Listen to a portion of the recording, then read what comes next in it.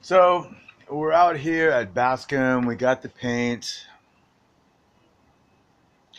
I'm thinking that this video, even though this is the shittiest fucking camera that I've had, the shittiest phone that I've had, etc., since I've been having me some cell phones, some smartphones. I just wanted to say that I think there is a new, granted, I am going to be 48 as of tomorrow, and we're within striking distance of midnight right now. I don't know when I was born. Who cares? Point is, my birthday is on the 19th of March, and that'll be in about 3 hours from now. Uh, I feel like there's a new paradigm. There's a new model of aging in American, and it's probably really pretty much around the world. I mean, there are societies, of course, where age has always been a mark of honor and um, where the younger people in societies, and certain Asian societies, and sometimes in Africa, and I think in Native American cultures, have gone to older people for advice and guidance, and the older folks in any given society have been revered and esteemed. Now, unless you're a lawyer or a judge on the Supreme Court, in American society, you're kind of marginalized when you get older, and I don't think that's totally the way it should be. And I think that now that the baby boom generation, uh,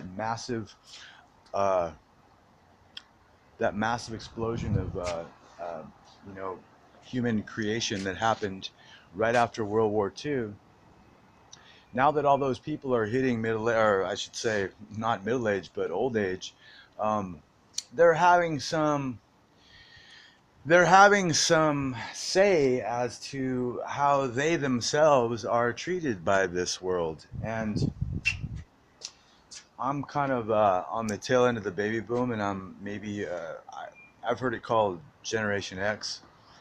I was born in 1969, and I'm proud of it. And I think it's really cool to be almost 50. And I think that I look good, but you know what? I am hitting the wall. I've noticed some turkey neck coming on. In certain light, uh, I just don't look like a kid anymore. And of course, once I turned 30, I was going gray. So I had some of the early onset evidence of aging. It's all good. It's all fine. As long as one is fit and healthy and able to get around um, with the younger generation, then you can pretty much feel like you still fit in. And I do not want to ever sit around in an old folks home or a nursing home or a fucking hospital awaiting my demise. No, no, no, no, no. I'd rather be on a mountaintop somewhere answering questions, or in a penthouse apartment with some young ladies. But the point is this: is that the way people these days are taking care of themselves, I know I am. I'm eating green, organic, wild caught, blah blah blah, all day, every day, and minimal carbs, maximal, veganism, because we can beat this cancer thing, we can beat this heart disease thing, and it is up to us as a generation, as a human being, to live as long as possible. Because you know what? Who wants to have a doctor go, "Hey, I have bad news for you," and there's no way to sugarcoat this. You have the big C. You have it in your prostate. You have it in your lungs.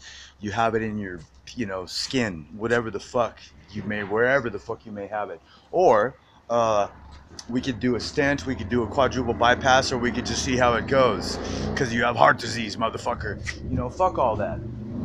So I don't have heart disease in my family. I think I might have some fairly decent cards as far as cancer. I hope. That's all any of us can do. But I'm doing what I can to try try to ensure that these stones are in place, so I can walk towards 90. I'm 48. as of tomorrow. Mwah.